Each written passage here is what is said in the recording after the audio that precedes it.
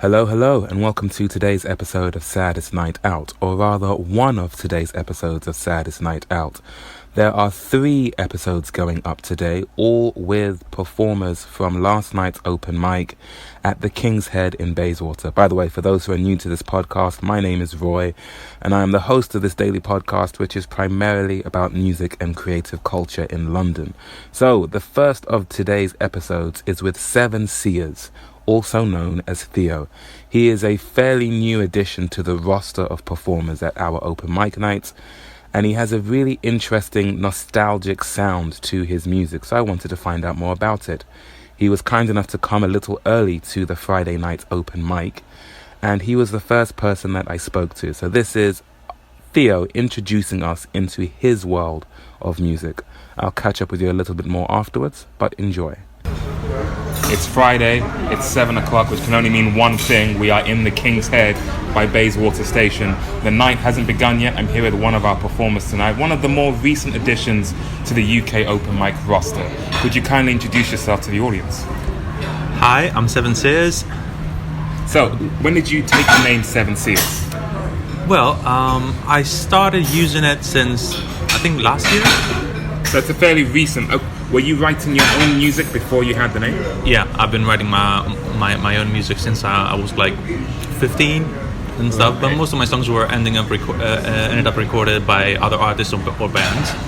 Wow. So how did that happen? I was like a songwriter, so that's what I thought I was going to be. But there were some songs that were quite personal to me, and I couldn't just give them away, you know.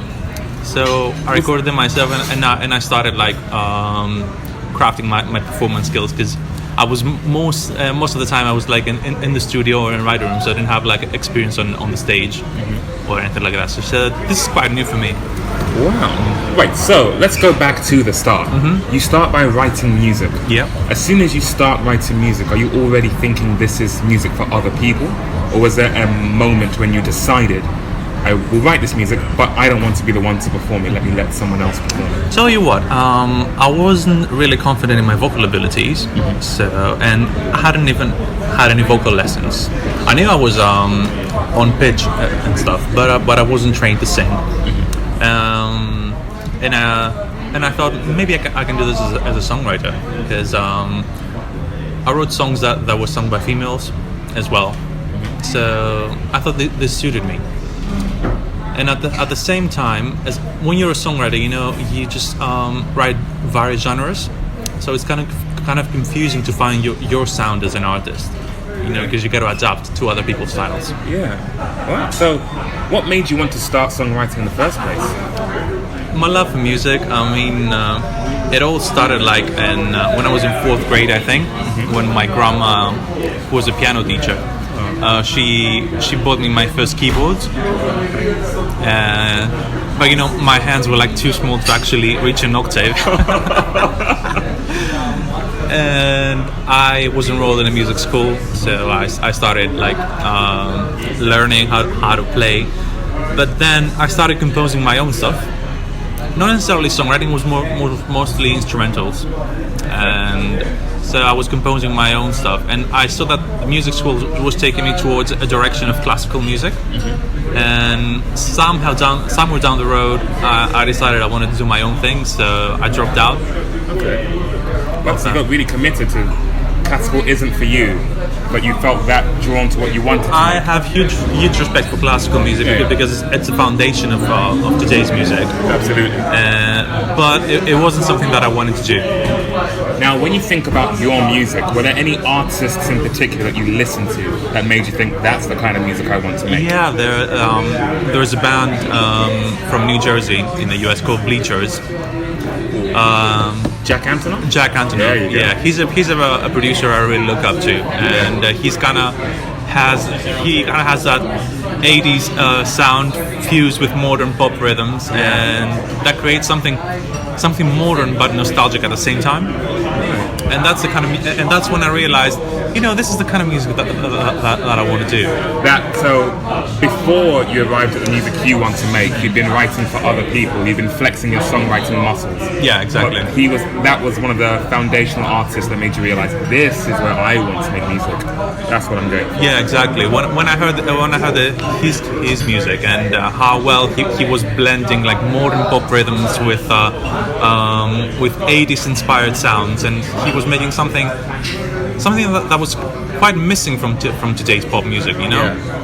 Wow. And the world is changing, so I decided, you know what? Because as a songwriter, I've been writing lots of genres, and I couldn't find my sound. I'll do something that fuses something that's missing, something that's different, and I said I'll go indie. So you studied music. Was that here in London? No, that was in Greece, actually. Is that home for you then? Yeah, that was where I was born there. So when you came to London, were you already Seers? I had it in the back of my mind, but I was still writing music. So I came to London as a songwriter. Right. So you're still writing for other people? I'm still doing it, but on a less regular basis now, because I'm currently focused on promoting my own music and stuff. But I'm still open to like collaborations or writing sessions. I actually had a writing session last weekend. So. Right. So both wheels are very much turning, your own music and working with other people. Yeah, exactly. So where can people follow your music then? So I think all my socials are like Seers Music. On YouTube, I have like lyric videos from my 2 singles that have already been released. Seers Music on Instagram, where I post like updates and stuff. It's my most used social media. Twitter, Seers Music. What else is out there? Facebook. Yeah.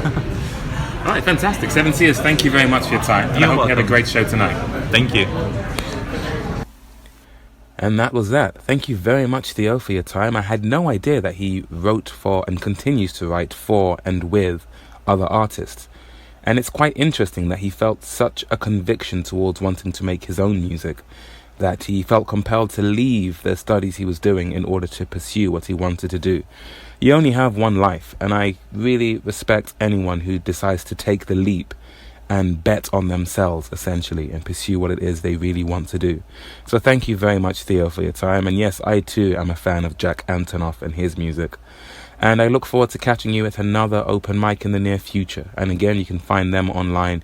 I think if you just search for Seers Music, you should find them. But I'll put some links in the blurb for this episode as well. Thank you all for listening, and I'll catch you on the next one. Take care.